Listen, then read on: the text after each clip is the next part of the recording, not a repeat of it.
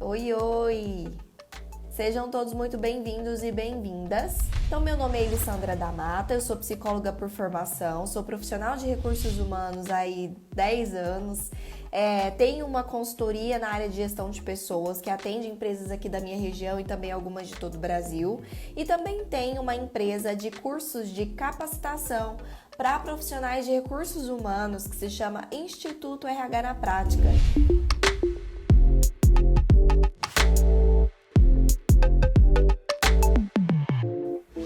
Débora é a aluninha do GPC que hoje a gente vai conversar.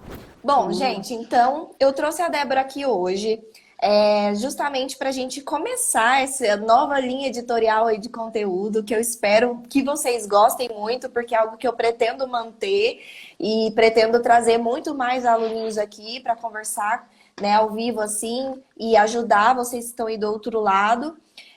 A ideia principal é trazer um tema, né, que o aluno específico, no caso de hoje a Débora, tá, né, querendo conversar sobre, tá querendo falar, tá querendo entender mais, aprofundar ou ampliar a visão. E você que está aí do outro lado, aprender com a Débora, comigo, com essa conversa, com esse bate-papo. Antes de mais nada, Débora, eu queria que você se apresentasse para o pessoal, Tá dissesse bom. aí quem é você, da onde você é, como que você me conheceu. Faz aí uma introduçãozinha para o pessoal te conhecer.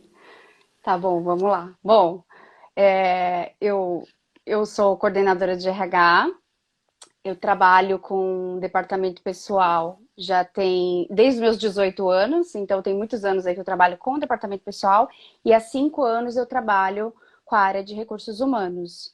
Eu sou de Mogi das Cruzes, São Paulo, não sei se todo mundo conhece, né? Mogi das Cruzes, São Paulo. E sou formada em gestão de pessoas, tenho especialização em Leader Coach, né? E também agora em análise comportamental. Bom, um resuminho básico, na minha vida, assim, desde 2015 que eu assumi o RH, então eu tive um desafio de assumir a área de recursos humanos na empresa que eu trabalho atualmente, é uma empresa de tecnologia. Legal, você teve essa E oportunidade lá dentro de passar do DP para o RH. isso, isso mesmo. Trabalhava sempre com Bacana. DP, e aí depois eu retornei para a empresa, né? Eu saí de licença maternidade, tudo retornei para a empresa e tive a oportunidade de assumir aí essa responsabilidade em RH. Certo. E assim, o RH inicialmente ele era departamento pessoal, não era RH, né? Sim. Então, durante um tempo ainda a gente foi desenvolvendo e tratando assim como departamento pessoal mesmo. E existia uma fusão na empresa, né? Que eu trabalho, existia uma fusão aí de duas empresas. E aí surgiu a demanda de tornar o RH em estratégico, né? E aí começaram-se Certo. os desafios. Isso foi, praticamente em 2018 surgiu o desafio aí dessa mudança toda de RH, né? De DP para RH. E aonde realmente eu fui inserida nessa realidade, fiz o planejamento anual da empresa. É, foi um super desafio, né? Fazer o planejamento anual da empresa, não, desculpa, anual do recurso do RH, né, em si. Foi um Sim. super desafio aquilo, porque eu falei, meu Deus, por onde eu começo? E aí eu comecei do começo. Eu peguei todos os subsistemas e fui olhando, né, o que a gente precisava fazer. Eu até comentei com a Elis, não tinha como dar um passo maior que a perna, né? Nós precisávamos iniciar lá nos processos, o que era o básico mesmo, para conseguir dar um passo maior, né? Sim. E isso, e cada ano a gente foi fazendo a melhoria contínua aí desse planejamento. Então, inicialmente foi isso, em 2019 a gente aprimorou, tivemos apoio aí para executar algumas atividades de consultoria externa, né? E Uhum. em 2020, quando eu tive a consultoria, ela nos auxiliou bastante, tá? Eu tive muito aprendizado com a consultoria. A consultoria ela foi contratada tanto para trazer conhecimento para os líderes, né? Porque quando você vai fazer toda essa mudança, existe toda uma mudança de cultura também dentro da empresa, né? Os gestores, os colaboradores. Então foi tudo muito assim, foi tudo muito bem cuidado para que todos estivessem preparados para esse processo de mudança. E ela nunca acaba, né? É uma coisa que vem, é gradual, vai indo, ela nunca acaba, Uhum. graças a Deus, né? Ela nunca acaba. É. E aí, em 2019, a gente fez essa melhoria de processo e a gente iniciou, né? Eu falei isso, a gente tem esse processo em RH, de começar pelo começo. Só que eu falei para a Elisa até, eu tenho uma diretora que ela é muito visionária, então ela falou assim, não, vamos além já vamos fazer o básico, mas vamos um pouquinho além. E a gente começou a instalar avaliação de desempenho, a gente fez algum processo também, mapeamento das competências, descrição de cargos, isso em 2018, 2019. Em 2020 agora, a gente já está com um projeto muito mais evoluído, né? A gente tem uma equipe maior em RH, uma gestora, pessoas que nos auxiliaram aí com relação à comunicação, então tem uma equipe super bacana.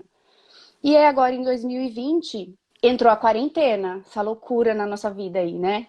Só que Uhum. esses processos, sempre a gente vem fazendo, a gente teve apoio de consultoria, que foi muito bacana, só que sempre ficou aquela dúvida na minha cabeça assim, caramba, por onde que a gente começa, né? Será que a gente começou certo? Não existe uma ordem das coisas, né? E aí veio, assim, um belo dia eu estava no Instagram e a Elise apareceu no meu feed. Apareceu lá, maratona. Eu falei, é agora, vamos lá. E foi um super desafio, tá? Eu falo desafio no sentido assim, para vocês que estão aí, não sei, muita gente nunca, né, talvez nunca tenha feito uma maratona assim e tal. Mas foi totalmente sair da área da zona de conforto, porque tinha que entregar até domingo, é uma loucura, uma correria, fazer projeto e tal. Mas foi assim maravilhoso. Foi Sim. incrível essa experiência, porque Para quem eles. acha aí que se inscreveu na maratona e que por ser gratuito vai ter colherzinha de chá, não é assim não, viu?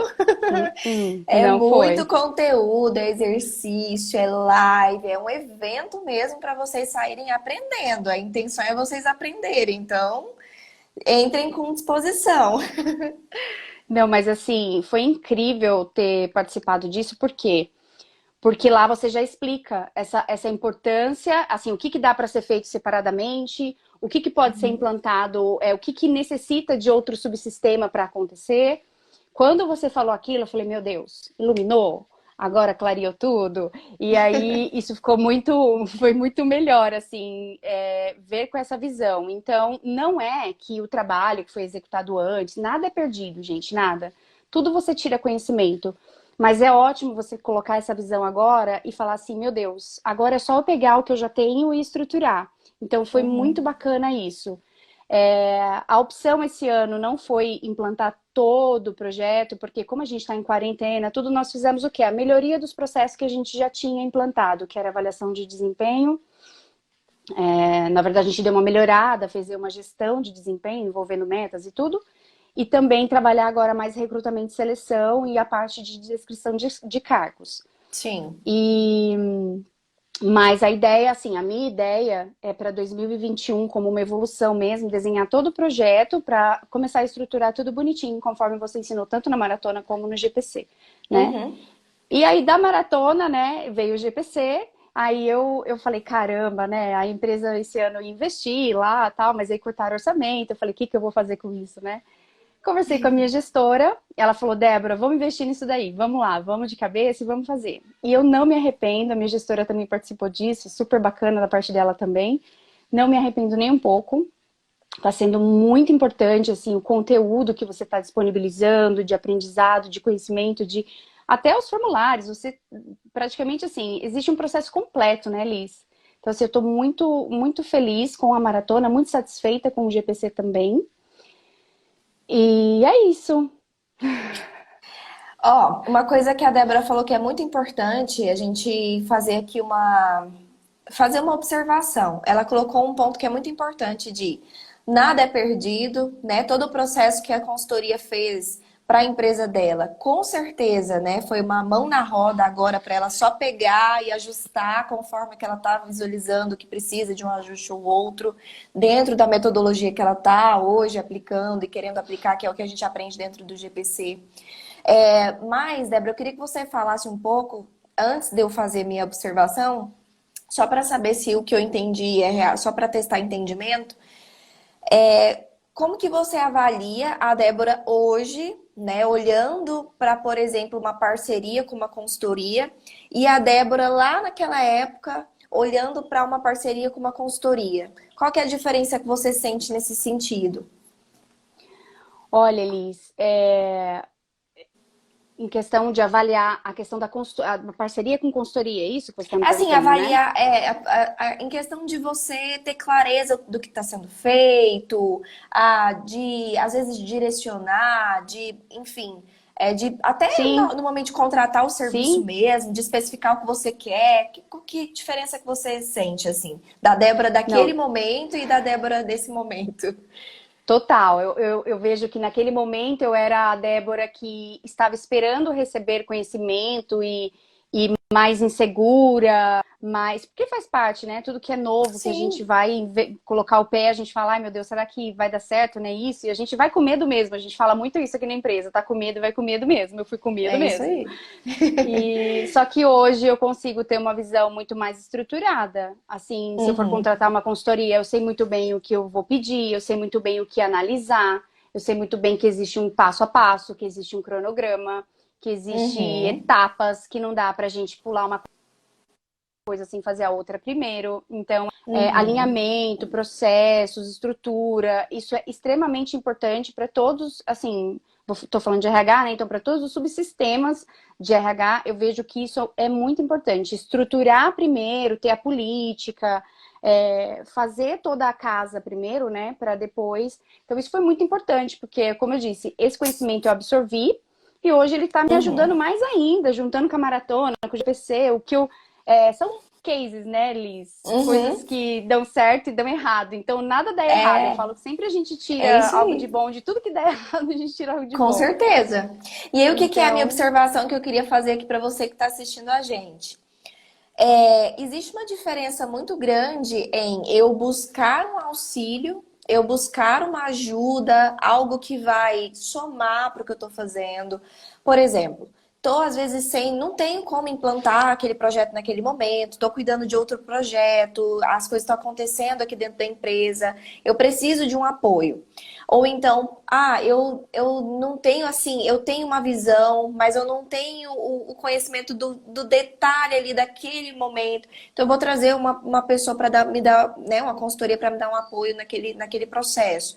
Ou, sei lá, eu estou querendo focar meu tempo, minha energia num determinada coisa, e aí surgiu uma vaga, eu quero trazer esse apoio para me ajudar nesse processo. Isso é uma coisa. Outra coisa é você colocar a responsabilidade em cima, né, da consultoria. E quando eu digo colocar a responsabilidade, não é por mal que a gente faz isso, não. É porque a gente vê muitas vezes essa ajuda como sendo algo que, poxa, vai nos salvar. Quando a gente não tem o conhecimento, a gente fica torcendo para encontrar alguém que tenha o conhecimento, que vai nos ajudar, que vai implantar e que depois a gente possa aprender ali durante a implantação e acompanhar. Isso é um perigo muito grande. Por que que é um perigo muito grande? A gente corre um grande risco da gente não estar sabendo analisar o que está sendo feito, não estar sabendo, inclusive, se deveria estar outra coisa sendo feito antes daquilo, se realmente, né? A Débora até comentou comigo que na época não foi instruído para ela essa ordem do que implantar. Talvez se ela tivesse essa consciência antes, talvez ela teria optado por começar por outro projeto, por exemplo, ou por adiar, né, um pouquinho mais um determinado projeto. Essas coisas a gente só tem visão quando a gente tem o conhecimento. E não é por mal que a consultoria às vezes não nos diz, é porque foi a demanda que a gente levou para ela. Então, se a gente chega na uhum, consultoria e fala, olha, eu quero implantar um plano de cargos e salários, ela vai implantar um plano de cargos e salários. É muito raro a gente encontrar uma consultoria que daí vai entrar, entender o que está acontecendo, entender o momento da empresa, dizer, olha, eu acho que não é assim que a gente tem que fazer, vamos fazer assado. É muito raro a gente encontrar isso. sim. E daí a gente ficar à mercê, né, de um terceiro é muito perigoso. Porque eu não estou dizendo que você aí do outro lado, que você, Débora, ou você, quem quer que seja, é obrigado a botar a mão na massa e fazer absolutamente tudo sozinho. Pelo contrário, a gente tem recursos para utilizar, se a empresa tem recursos também para nos dar, a gente deve utilizar. Mas é muito importante a gente entender que nós temos que ter o conhecimento para gerir aquilo. Nós temos que ter o conhecimento para poder saber o que que a gente está comprando, o que que a gente tem de demanda real na empresa. Muitas vezes não é nem só nessa questão de consultoria, às vezes existe um momento em que a pessoa fala assim para mim, Eli, você não vende um módulo separado de plano de cargos e salários? E o que que eu sempre falo? Ó, pode ser que você não vai implantar o resto, mas você precisa ter a visão sistêmica. Porque sem visão Sim. sistêmica, independentemente do que você vai implantar, não vai dar certo. Então você tem que entender aonde um subsistema realmente implica no outro, aonde eles têm a correlação, aonde não, onde um alimenta o outro ou não. Daí você toma suas decisões, mais consciente do que vai funcionar, do que não vai, da Uhum. onde um precisa, do que não, né? Então por isso é muito Uhum. importante. E que bom que hoje você, né, teve esse momento de agora tá implantando tudo certinho, tá podendo o quê? Revisar o que você tem, você vai revisar suas descrições de cargo, não é isso? Isso mesmo, isso que você está falando é muito legal, Elis, porque até pegando o gancho aí, acho que. Acho não, né? O fato da gente não ter o conhecimento, né, às vezes de tal situação, ou não saber como, por exemplo, como aquilo era um projeto novo, uma coisa nova, então você fala assim, ai meu Deus, eu não sei fazer. A gente sabe Uhum, fazer, a gente consegue fazer, mas falta o aprendizado. Então, assim, isso. quando você vai, eu falei pra Elisa, eu falei, Elisa, eu nunca fiz uma live. E assim, todo mundo passa por isso uma vez. E eu falei, e depois que você faz a primeira, aí você fala assim, ah, agora vai. Então, tudo na vida É, é assim, né? A gente é, tem que adquirir o conhecimento e aí depois a gente vê que o medo era o medo do novo mesmo, né? Não tinha exato. um segredo. E é gradativo, né? Eu fui, Uhum, assim, por partes. A empresa foi, assim... Eu trabalho numa empresa que valoriza muito essa questão do desenvolvimento das pessoas, né? Desenvolvimento humano também. Então, contribuiu bastante também por isso. Mas também tenho que dizer que, por exemplo, a maratona foi gratuita. Não foi a empresa que uhum, pagou para mim. Eu estava na sim, quarentena. Se eu não tivesse me esforçado, eu não tinha ido lá e conhecido isso. Então, às vezes, exato. tá muito mais... Depende mais da gente, é o que você falou, né? Depende mais da gente, né? De que nem, ah, lá, um processo X. Eu quis aquilo, né? E eu não, de forma alguma, a gente sabe que a consultoria naquele momento ela nos atendeu conforme o que a gente estava solicitando. E é Exato. muito importante hoje eu ter conseguido enxergar isso, assim, porque eu ficava encafifada, eu falava, meu Deus, tem alguma coisa aqui que tá faltando, sabe? E hoje você conseguir, eu consegui olhar, estruturar isso e ver que existe uma ordem, e ver que sem um processo não funciona, que sem uma Sim, política estruturada vai causar falha na comunicação. Então a gente conseguir ter essa visão é realmente muito, muito valioso, assim, sim. E tem de muitos ter, né? seguidores aqui que às vezes me chamam no privado, Elis, você tem consultoria, né? Faz um orçamento para implantar um tal negócio aqui na empresa. E eu, engraçado, né? Eu não gosto de prestar consultoria para os meus seguidores. Eu perco o cliente mesmo, porque eu falo assim, ó, você dá conta. Sabe, você dá conta de fazer, vamos atrás de entender como você pode fazer, porque isso abre portas incríveis dentro da empresa. Quando você assume o projeto, e você faz o negócio acontecer, mesmo que com o apoio da consultoria, mas que você está encabeçando o projeto, você levou o projeto para dentro, vendeu o projeto, fez toda a estruturação daquilo de como ia acontecer dentro da sua cultura. Quando você, né, assume essa responsabilidade e faz, isso abre portas incríveis assim da empresa ver do que você é capaz, ver, né, os resultados que você está gerando. Então, muitas vezes a gente perde grandes oportunidades de sermos vistos porque a gente tem Uhum. medo, né, de fazer errado, ou de não saber fazer, ou de não saber por onde começar. Então, é nossa decisão pensar assim, tá, eu quero, né, eu quero ganhar essa visibilidade, fazer isso acontecer, ou eu quero, né, ir pelo caminho talvez mais fácil, que é contratar alguém que vai fazer para mim, e eu ficar aqui, né, também continuando não sabendo fazer, e outra pessoa ou empresa ganhar os méritos daquilo, que aí a consultoria fica super bem vista, o CEO, nossa, vamos contratar a consultoria para fazer os outros projetos também. Acaba que ela ganha um espaço, um lugar que é, né, muito merecido, porque, enfim, ela implantou, fez acontecer. E você, que poderia ter assumido esse lugar, acaba não ganhando a visibilidade que você poderia estar ganhando, né? Com aquela oportunidade. Então, muitas vezes, aí eu insisto, eu falo, ó, Vamos, faz você, eu sei que você consegue fazer, sabe? Eu posso mandar um orçamento, mas assim, eu tenho certeza que você consegue fazer. Então, acreditar na gente é muito importante. Foi o que aconteceu comigo lá atrás, eu imagino que foi o que aconteceu com você, porque pensa, você cair de paraquedas numa área, a empresa vira, ó, estrutura aí o departamento de RH e você nunca tinha feito. Então, tomar a É. decisão de vou fazer essa maratona, vou fazer o GPC, são decisões que você tomou consciente de que você queria começar a assumir um pouco, ou tudo, da responsabilidade do que você queria gerar de resultados dentro da empresa. E isso é decisão, né? E é muito legal. Legal, o que você falou é bem bacana, Elis. A gente tem que sempre pensar, assim, os diretores, os sócios, né, da empresa, eles não sabem como é o processo. E o que eu sinto hoje, né, avaliando, eles acreditam que eles estão entregando aquele projeto, assim, né, eles acreditam e claro, eu tô dizendo assim, eu tinha competência, sou uma pessoa que vou atrás, corro e tal, mas assim, eles entendem assim, eu não sei disso, eu espero que você me traga as Uhum, respostas, as soluções e me mostre. é Então, isso. assim, se nós não mostrarmos, que nem você explica mesmo lá na maratona, no GPC, tem começo, meio e fim, né? Existe uma ordem das coisas. Claro que tem coisas que a gente tem subsistemas que são possíveis serem implantados separadamente, claro que tem. Vai depender da demanda da empresa também, claro. Mas a importância é o RH estar alinhado, o RH estar preparado, ter essa visão para poder orientar os sócios da empresa no sentido de quando eles quiserem dar o passo maior que a perna, falar, olha, não é assim. E se for assim, Uhum, existem consequências, tudo bem? Vocês uhum, aceitam isso? Porque não é está da forma isso. correta. Então, assim, às vezes a gente não pode acontecer da parte de RH a frustração de estar fazendo o processo de forma não inadequada, né? Mas na ordem errada. Isso. E depois a gente ficar com aquela sensação assim, nossa, mas assim, se eu não falar, depois eu vou ficar, meu Deus, por que eu não falei? E se eu Exato. falo, você fala assim, bom, eu tenho que comunicar. Essa é a forma correta de fazer.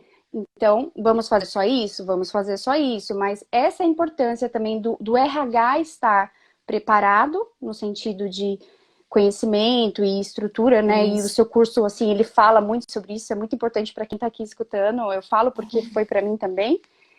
E deixar isso claro, né? E não tirar a responsabilidade, mas compartilhar a responsabilidade caso a direção queira tomar outra decisão de não É fazer o isso. projeto completo, E aí é uma né? decisão consciente, né? Aí a empresa não vai estar cega, ela vai estar tomando uma decisão consciente dos riscos.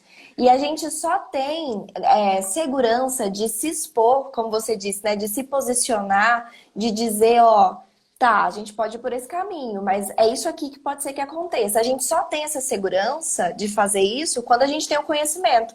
Quando a gente não tem o Uhum. conhecimento, a gente vai sendo levado pela demanda da empresa. Então, se a empresa manda a gente fazer uma coisa, a gente vai fazendo, sem ter análise crítica, porque a gente não tem o conhecimento por trás daquilo.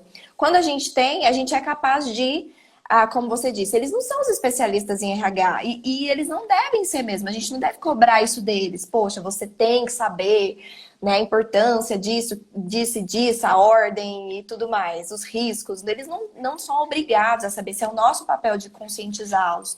E aí, quando a gente não tem essa segurança que o conhecimento nos traz, a gente acaba indo na maré do que eles vão pedindo, do que as coisas vão acontecendo, e aí acaba que o nosso papel fica falho. Aí a empresa assume riscos que não deveriam, que não precisava, as coisas acontecem de maneira que não são efetivas para a empresa, e aí fica aquele RH que o gestor fala assim, a gente fica aqui fazendo um monte de coisa, o tempo inteiro tem uma coisa acontecendo no RH, mas nada muda. O clima organizacional continua o mesmo, as pessoas continuam reclamando, ou sei lá, né? Enfim, tudo continua a mesma coisa, e aí é quando a gente tem RHs que estão o tempo inteiro fazendo alguma coisa, parece que eles estão sempre fazendo um projeto, mas eles continuam sendo desvalorizados, porque eles não estão gerando resultado. Eles estão apagando fogo, eles estão seguindo a maré, né? Eles estão ocupados, mas não produtivos, né? Nesse sentido, assim, é muito importante. Bom, a gente tem aí ainda uns minutos, eu queria entender. A gente já falou sobre muita coisa que eu acho que ajudou muita gente. Mas só para a gente entrar um pouquinho mais assim no que é a etapa que você está fazendo agora, o que é assim alguma questão que você queira trabalhar e deixar aqui para as pessoas como um alerta, o que você quer trazer aqui para esse momento? Ah, Elis, eu até coloquei isso como tema lá, você deu a opção para a gente dar o tema que nós queríamos, né, discutir, eu preenchi lá, e aí o tema que eu coloquei foi recrutamento e seleção. Por quê? Resumindo, eu tive um case aí até bem bacana, né, de contratação de um diretor, que não foi feito diretamente por mim, eu tive apoio de uma consultoria, e eu nunca tinha contratado um diretor. Então, foi um maravilhoso esse processo. Foi, assim, assustador, ao mesmo tempo maravilhoso. E aí a gente... Porque Eu não é um lembro da minha desafio primeira tremendo. vaga de diretoria. É um Nossa, eu desafio, tremia. gente. É um desafio. E aí, É, como sempre, fui com medo mesmo. Aí é isso aí. tivemos toda a instrução da consultoria, mas eu participei do processo. Sim. E nós tivemos aí momentos que teve imersão do diretor com os diretores da empresa, teste de isca e tal. E aí isso me veio agora, eu estou trabalhando dentro do projeto, do processo de recrutamento e seleção, estou estruturando todo ele, fazendo a política, tudo. E Uhum. aí quando você falou do tema, isso veio na minha cabeça, né? Porque eu faço recrutamento e seleção já há muito tempo, fazia de forma eu fazia as entrevistas, não é formal que fala, né? Tradicional, o modelo Uhum. tradicional de recrutamento e seleção, que é aquele por feeling, né? Você olha lá, faz uma pergunta, você fala, tá. Uhum. Eu sempre tive um feeling bom, tá? Aham. Mas Normalmente não dá profissionais de de... RH têm. Mas mesmo assim, hoje você fala, nossa, foi também. Às vezes você Foi fala, por olha, aquele pouco. lá, né? Foi por pouco. Então, e esse case me trouxe, essa situação me trouxe esse case, assim, foi maravilhoso para mim, para conseguir ver a importância da estrutura de todos os subsistemas, né? Mas a importância da estrutura do processo. Porque se Sim. você não sabe por onde começar, o que você faz com aquele candidato? Como se entrevista? O que você vai perguntar para ele? Como que vai Uhum. ser? Então, nesse momento, essa consultoria nos apresentou as entrevistas por competência. A gente já não tinha isso estruturado, mas de certa forma, com esse processo já deu para entender basicamente como era. E aí, hoje eu fico pensando assim, deve ser a dúvida de todo mundo também. Claro que a gente ainda tem várias dúvidas quando a gente faz os processos, né? Sim. Mas eu falo com relação aos grupos, tá? De recrutamento e seleção. Então, duas coisas. Eu vejo a importância da estrutura, da estrutura estar pronta, né, para que isso aconteça, para a gente não ser pego de calça curta, né? E Isso. também a importância de separar o recrutamento por grupos. Por exemplo, eu vou fazer o mesmo teste, o mesmo processo, o mesmo questionário para um estagiário e para um diretor? Claro que a gente sabe que é diferente, mas o que é diferente? Ah, eu aplico o DISC para o estagiário e aplico o DISC para o diretor também? Ou não, aplico só quando for um cargo mais elevado. Então, assim, quais são, qual é a estrutura que a gente deve formar por grupo de contratação, né? O que eu Sim. aplico de teste, o que eu aplico de estrutura, como trabalhar da melhor forma esses grupos de contratação. Certo. Olha, eu acho que é uma ótima pergunta. Inclusive, assim, surge muito essa dúvida de alguns alunos do GPC quando entram ali no módulo de recrutamento e seleção, que a gente fala lá de recrutamento e seleção por competências, né? E a dúvida que surge muito é parecida até na mesma vertente com essa, que é assim, Elis, e para os cargos operacionais, é do mesmo jeito que eu faço? Tem alguma mudança? E é mais ou menos isso que você está falando. Existem diferenças entre, por exemplo, eu fazer o tipo de entrevista, o tipo de teste, ou seja, o processo, né, do recrutamento e seleção para um cargo, por exemplo, de diretoria, e lá, por exemplo, para um outro grupo que é um grupo operacional, e depois um outro grupo que é um grupo meio ali, um administrativo, um grupo técnico. Eu gosto muito de deixar claro que dentro do recrutamento e seleção por competências, a gente não separa por grupos, a gente separa sempre por cargo. A gente tem que olhar cada cargo como sendo um processo seletivo diferente, porque cada cargo ele exige coisas diferentes. Então, mesmo que eu esteja falando de um analista de RH e de um analista financeiro, que, por exemplo, ambos são nível analista e ambos são área administrativa, vamos colocar assim. Mesmo eu falando de cargos parecidos, eu tenho que ter um olhar no meu processo seletivo diferente. E é por isso que requer um bom processo seletivo, requer planejamento e requer algumas etapas antes. Quais são essas etapas antes? Eu preciso ter as descrições do cargo atualizadas. E não só simplesmente atualizadas, mas aprovadas pela direção de que aquilo padrão que vai acontecer. Eu preciso ter feito uma análise se existe ali hoje sendo executada alguma atividade que não deveria estar sendo feita por aquele cargo, ou vice-versa, alguma atividade que ninguém está fazendo e que deveria estar lá, né? Que está perdida essa atividade, ou que está sendo feita por outro cargo que não tem nada a ver. Então eu preciso não só levantar o que está sendo feito, fazer uma análise crítica, se aquilo deveria estar realmente sendo feito daquele jeito, chegar ali a um padrão. Feito isso, eu vou mapear as competências, igual a gente aprende lá, né, no módulo do GPC, a gente aprende a mapear as competências técnicas, comportamentais, organizacionais, e não só isso, mas uma coisa, acho que é o principal aqui de diferenciação que eu quero trazer é o seguinte, quando a gente mapeia as competências comportamentais, existe um segundo passo, que é a gente definir os graus. O que é isso? É a gente definir o quanto aquela competência é importante dentro daquele cargo. Então, às vezes, eu vou ter a mesma competência em 2 cargos, por exemplo, comunicação. Eu vou ter comunicação aqui nesse cargo e eu vou ter comunicação aqui nesse cargo. Só que, nesse cargo, a comunicação, ela precisa ser extremamente desenvolvida, 100% desenvolvida, porque vai ser muito importante para as atividades desse cargo. Sem essa comunicação 100% desenvolvida, as atividades desse cargo aqui ficam defasadas, a pessoa não vai conseguir fazer com assertividade. Já para esse cargo aqui, apesar de também ter comunicação mapeado aqui, a comunicação aqui só precisa ter ali 50% desenvolvida. Eu estou utilizando percentual para ficar mais fácil para o pessoal que está escutando, mas na verdade a gente define graus de 1 a 5. Então o grau 5 é o grau máximo e o grau 1 é o grau mínimo. E aí a gente vai sempre fazer esse mapeamento em cima de qual que é o nível daquela competência naquele cargo.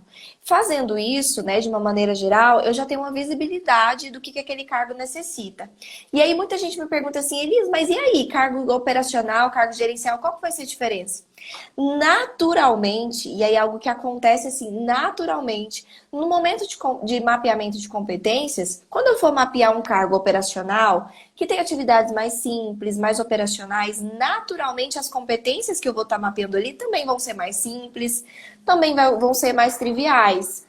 Enquanto que num cargo, na descrição de cargo de uma diretoria, naturalmente, isso vai acontecer assim, sem você precisar forçar, mapeando certinho, no final vão sair ali competências que são mais complexas, mais estratégicas. E aí, isso é que define o tipo de processo seletivo que você vai ter. Primeiro, porque você vai planejar as perguntas por competência que você vai fazer em cima daquelas competências mapeadas. Então, se eu mapeei competências mais simples, automaticamente as minhas perguntas vão tender a ser mais simples, sempre com a mesma técnica, mas vão tender a ser mais simples, voltados para o dia a dia daquela pessoa, que se é um cargo operacional, vai ser uma pergunta voltada para um dia a dia mais trivial, mais operacional, e vai ser mais fácil ali de conduzir com aquela pessoa. Enquanto que eu, analisando competências mais complexas, em um cargo mais complexo, naturalmente eu vou selecionar perguntas que vão envolver maior complexidade na resposta daquele candidato. Ele vai precisar, talvez, buscar ali no banco de dados da memória dele, situações mais complexas que ele viveu para poder me mostrar que ele tem aquela competência. Então, naturalmente vão ser processos seletivos diferentes, mas o que norteou isso? As competências. A mesma coisa os testes. Eu vou escolher os testes em cima das competências que eu quero avaliar. Se eu quero avaliar uma competência de produtividade, como por exemplo um cargo operacional, eu vou selecionar um teste que mede isso. Agora, se eu quero analisar uma competência de raciocínio lógico, eu vou selecionar um teste que mede isso. Se eu quero observar perfil, eu tenho que observar sempre a complexidade daquilo para aquele candidato, para o meu público-alvo.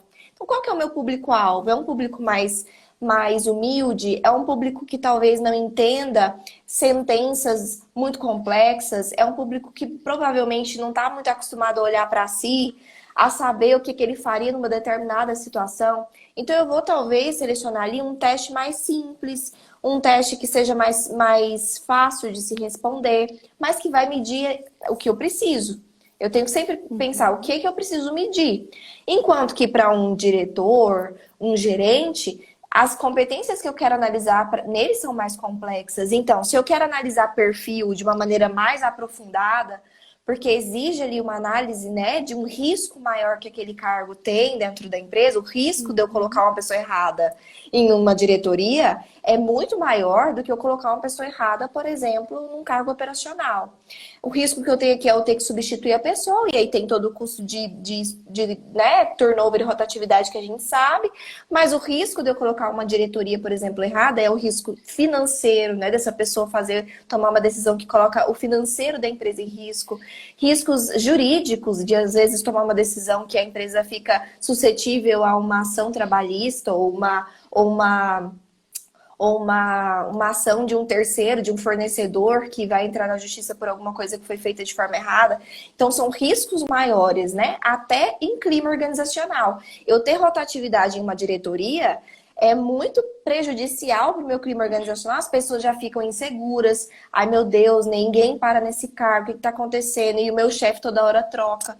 Então, essas coisas, né, também no clima organizacional é um risco maior. Então, por isso aqui, eu posso pegar testes que vão me dar mais informações, para que eu possa ter ali o máximo de informações possíveis daquele candidato para confrontar o que eu colhi na entrevista, o que eu colhi nos testes, e eu vou fazer esse confronto aqui de informações. Se o que eu realmente observei foi confirmado nos testes ou não. Se houve incongruência, se o que foi observado nos testes está incongruente com o que eu observei nas entrevistas, então eu tenho que pensar se eu vou reaplicar esse teste, talvez a pessoa não entendeu o teste ou manipulou o teste inconscientemente, respondendo o que ela gostaria de ser ou que ela acha que a empresa gostaria de ouvir e não o que ela realmente faria. Isso às vezes é muito inconsciente, a gente quer mesmo se sair bem no teste, né? Então, às vezes reapliquei e continua igual, eu faço um outro processo de entrevista, selecionando outras perguntas para tentar ver aonde que eu deixei passar alguma coisa, tentar pegar ali a pessoa, né, naquela duvidazinha que ficou. E se de tudo der errado, né, aí eu prefiro deixar essa pessoa de lado e encontrar outros candidatos, porque é um risco que eu assumo de colocar aquela pessoa, sendo que ficou incongruente. Eu não sei se a pessoa está manipulando a entrevista, se ela está manipulando o teste. Então é importante a gente entender que naturalmente, né, vai ser diferente os processos seletivos em cima do que você quer avaliar.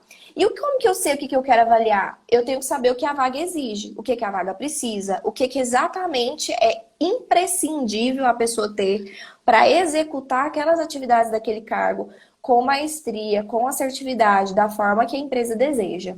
E aí, eu mapeando isso, fica mais fácil de eu conduzir e cada processo seletivo vai ser diferente. Você ter perguntas diferentes, porque são competências diferentes, vão ter testes focados no que eu preciso analisar. Às vezes vai acontecer de eu ter ali uns 5, 6 testes que são padrão. E eu sempre pensar qual que para aquele cargo faz sentido eu aplicar para o que eu preciso fazer, para o que eu preciso analisar.